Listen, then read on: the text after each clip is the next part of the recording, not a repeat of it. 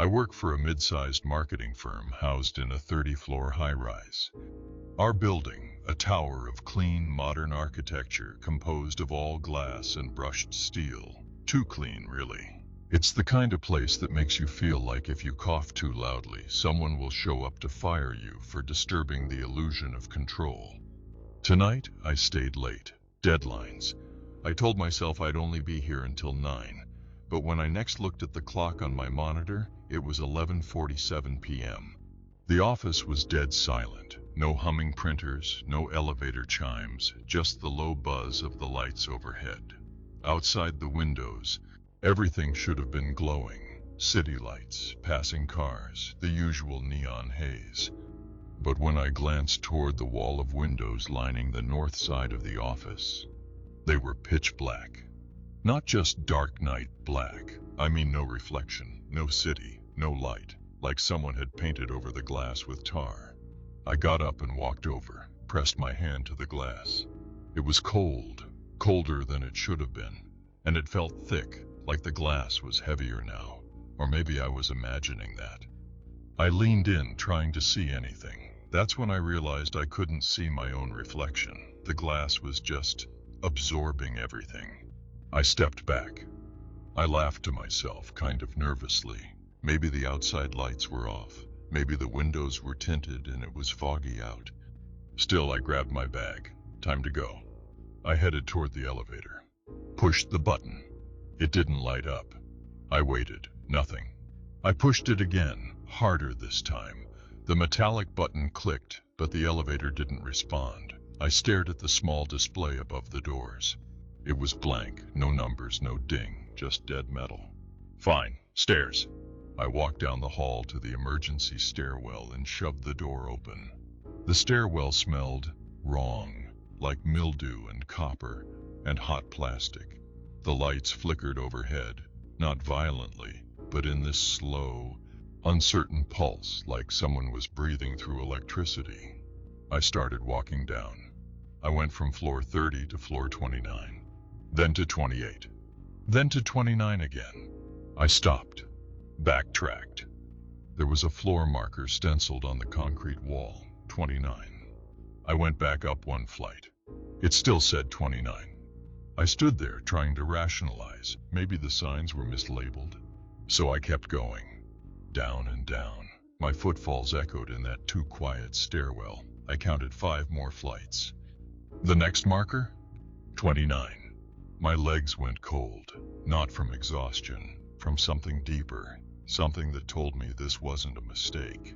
I turned around and ran up the stairs, hard, breathless, until I pushed open the first door I could and burst back into the office. Same layout, same desks, same blinking lights, same wall of blackened windows. And on one desk near reception, mine, my monitor was still on. Same time, 11:47 p.m. I tried the main exit next, the glass security doors that led to the lobby. I swiped my badge. A red light blinked. Access denied.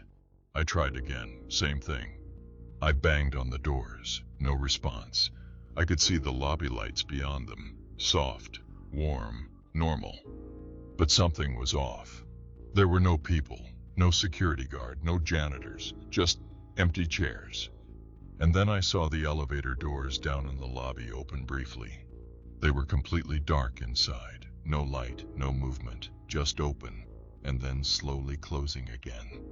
I backed away. I tried calling someone. My phone said no service. I tried the landline on the front desk. It worked, but every number I dialed, even my own voicemail, connected to the same thing. A faint breathing sound. No static, no voice, just slow, steady breathing right against the receiver. And it never ended. It just kept going until I hung up. By this point, I didn't care about rational thought. I started checking every office, every storage room, trying to find another way out. That's when I noticed something else.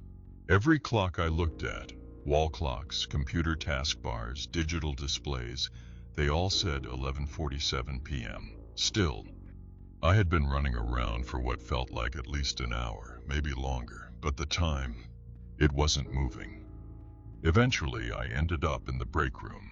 I locked the door and sat in the corner, knees to my chest, trying to steady my breathing. And then I heard something. A click. The sound of a door unlatching. I held my breath. Something shuffled across the carpet outside, not walking, dragging, like something pulling itself forward on ruined limbs. Then came the knocking. Slow, deliberate. 3 knocks on the break room door. I didn't move.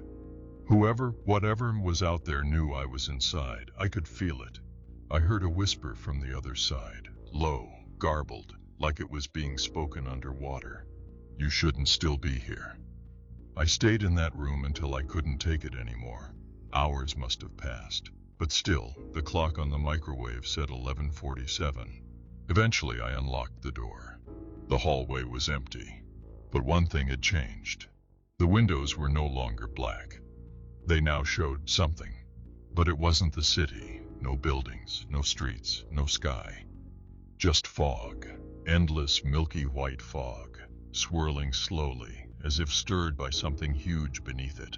And once, I swear I saw a handprint press into the fog on the outside of the glass, from 30 floors up. I don't know how I got out. One moment I was walking toward the stairwell again, hopeless, exhausted, and the next I blinked and found myself in the lobby, standing in front of the front doors. It was morning. People were coming in, chattering, laughing, carrying coffee cups and typing on phones. I asked a passing coworker, "Did you work late last night?" They gave me a weird look. "It's Monday, dude. You were out all weekend." I checked my phone. 2 days had passed. I quit that afternoon. I don't care if no one believes me. I don't care if it sounds insane. I know what I saw. The worst part? Sometimes late at night, I'll see the tower from across the river, and its top floor lights will be on. Just one floor, flickering softly. And every time I glance at a digital clock, part of me expects to see those same cursed numbers. 11:47 p.m.